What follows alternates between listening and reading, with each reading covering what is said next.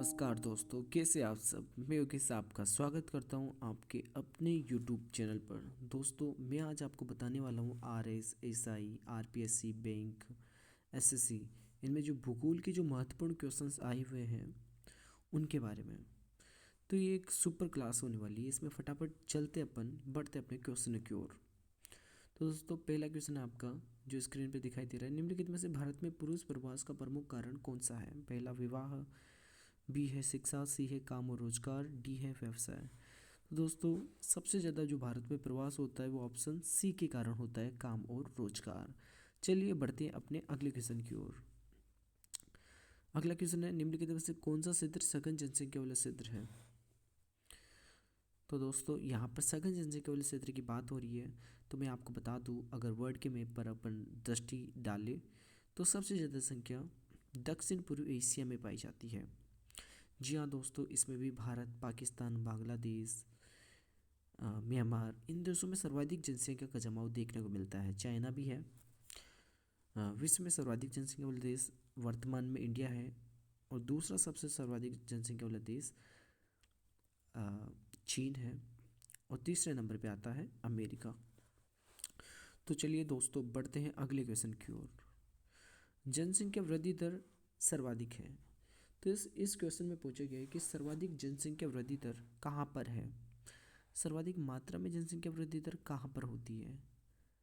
A Africa में, B Asia में, सी उत्तरी अमेरिका में, डी दक्षिण अमेरिका में। तो दोस्तों, इसमें अपना आंसर होगा अफ्रीका में, ऑप्शन ए। चलिए बढ़ते हैं अगले क्वेश्चन की ओर। उच्च जनसंख्या वृद्धि दर वाला देश कौन सा है? दोस्तों, अब इसमें देश के बारे में पूछा गया है जहाँ पर उच्च जनसंख्या वृद्धि दर पाया जाता है। A Yemen, B Denmark, C Spain, D रूस। तो दोस्तों, यमन में सर्वाधिक जनसंख्या वृद्धि दर पाया जाता है। चलिए बढ़ते हैं अगले क्वेश्चन की ओर। जनसंख्या वितरण को प्रभावित करने वाले कारकों में सबसे महत्वपूर्ण कारण कौन सा है? ये एक बहुत अच्छा क्वेश्चन है और काफ़ी बार नीट, जेआरएफ, सेट इनके एग्जाम में ये पूछा गया है कि सर्वाधिक जनसंख्या वितरण को प्रभावित करने वाला कारक कौन सा है? स्थलाकृति, मिट्टी, प्राकृतिक वनस्पति और जलवायु। तो दोस्तों, इसमें इसका आंसर होगा ऑप्शन ए, स्थलाकृति। इसके द्वारा ही अधिकतम जनसंख्या वितरण प्रभावित होता है, क्योंकि अगर जिस स्थलाकृति पर कृषि है वहाँ पर जनसंख्या आराम से पनप जाएगी।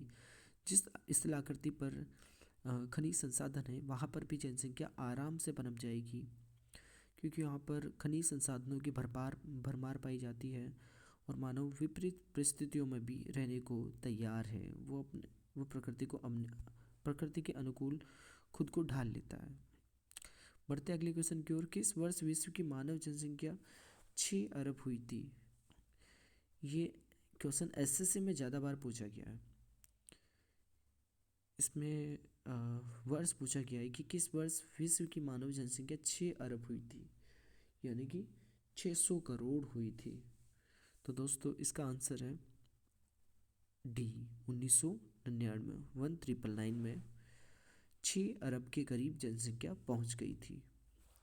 अगला क्वेश्चन है, निम्नलिखित में से किस देश की जनसंख्या बढ़ने के बदले घटती जा रही है? अब बढ़ती हुई जनसंख्या के बारे में तो अपने बात की है देशों की, लेकिन ऐसे देश के बारे में पूछा गया है जहाँ पर बढ़ने की बजाय घटती जा रही है, जनसंख्या का घटता क्रम देखा गया है। ए ओमान में, बी लाइबेरिया, सी लाटविया, डी डेनमार्क में। तो दोस्तों, जल्दी से इसका आंसर दीजिए मुझे कि इसका आंसर क्या होने वाला है। आपकी जानकारी के लिए बता दूं कि इसका आंसर होगा ऑप्शन सी, लाटविया में। निम्नलिखित में से किस देश की जनसंख्या सबसे अधिक है? संयुक्त राज्य अमेरिका, ब्राज़ील, बांग्लादेश, इंडोनेशिया। वर्तमान में अगर बात करूं तो सर्वाधिक जनसंख्या विश्व में भारत की है। सेकेंड नंबर पर चाइना आता है, थर्ड नंबर पर अमेरिका आता है। तो इसमें इंडिया और चीन नहीं है। इसका मतलब सर्वाधिक जनसंख्या इन चार ऑप्शंस के अकॉर्डिंग होगी संयुक्त राज्य अमेरिका की, यूएसए। जनांगीय संक्रमण सिद्धांत किसने दिया? ये भी काफ़ी बार पूछा गया है दोस्तों कि कि जनांकी संक्रमण सिद्धांत किसने दिया? मार्शल ने, अमर्त्य सेन ने, नोएस्टीन ने, इनमें से कोई नहीं। तो दोस्तों इसका आंसर आएगा ऑप्शन सी, नोएस्टीन ने। बढ़ते हैं अगले क्वेश्चन की ओर। निम्न में से कौन एक जनसंख्या परिवर्तन का कारक नहीं है? किस कारण की वजह से जनसंख्या परिवर्तन नहीं होता है वो अपन को ढूंढना है। प्रवास की वजह से, आवास की वजह से, जन्म की वजह से, या फिर मृत्यु की वजह से। तो दोस्तों मैं बता दूं, प्रवास के कारण जनसंख्या इधर उधर होती है तो जनसंख्या में परिवर्तन होता है।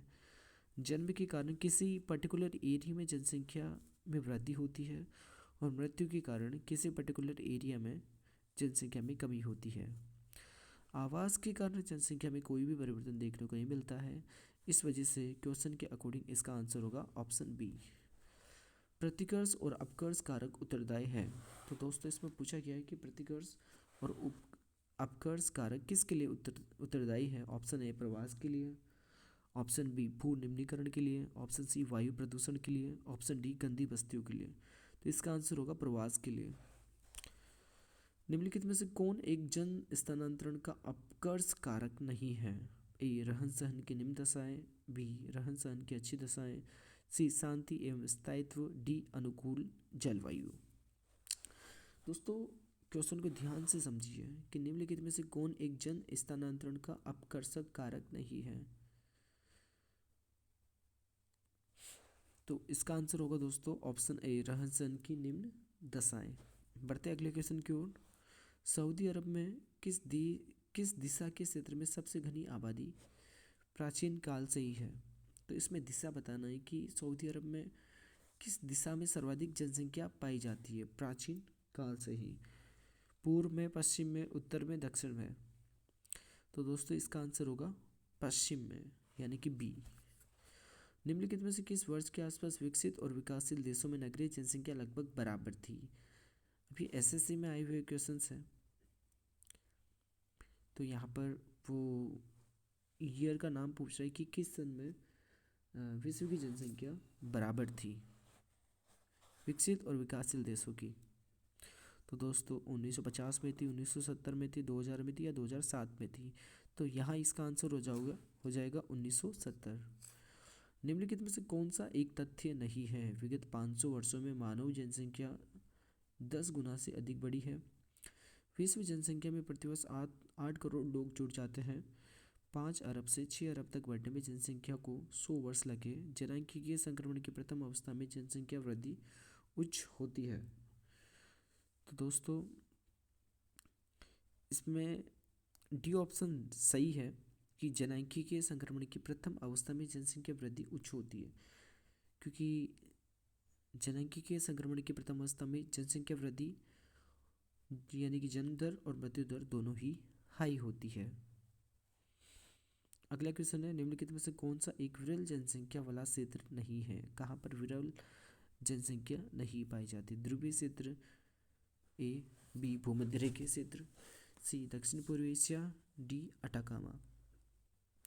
तो दोस्तों ए में ध्रुवीय प्रदेश, यहाँ पर बहुत ज़्यादा ठंड होती है, तो ये क्षेत्र मानव निवास के योग्य नहीं है। बी भूमध्य रेखीय प्रदेश, यहाँ पर 0 डिग्री अक्षांश वाला क्षेत्र है। यहाँ पर सर्वाधिक तापमान और सर्वाधिक आर्द्रता पाई जाती है। गर्मी इतनी भयंकर होती है कि वहाँ पर मानव रह नहीं पाता है। डी में अटाकामा, ये एक मरुस्थलीय भाग है जहाँ पर दैनिक तापमान में बहुत अधिक विभिन्नता पाई जाती है। दिन का तापमान 50 डिग्री सेल्सियस तक चला जाता है, जबकि रात का तापमान माइनस में चला जाता है। सी ऑप्शन अपना आंसर होगा दक्षिण पूर्व एशिया। यहाँ पर विरल जनसंख्या नहीं पाई जाती है। दक्षिण पूर्व एशिया में विश्व की सर्वाधिक घनी आबादी में बसे हुए क्षेत्र या देश देखने को मिले हैं। दोस्तों आशा करता हूँ आपको मेरी वीडियो पसंद आई होगी। अगर आपको मेरी वीडियो अच्छी लगी है तो इसे अपने दोस्तों के साथ शेयर कीजिए, मेरे चैनल को सब्सक्राइब कीजिए, मेरी वीडियो को लाइक कीजिए एंड कमेंट्स कीजिए। थैंक यू दोस्तों।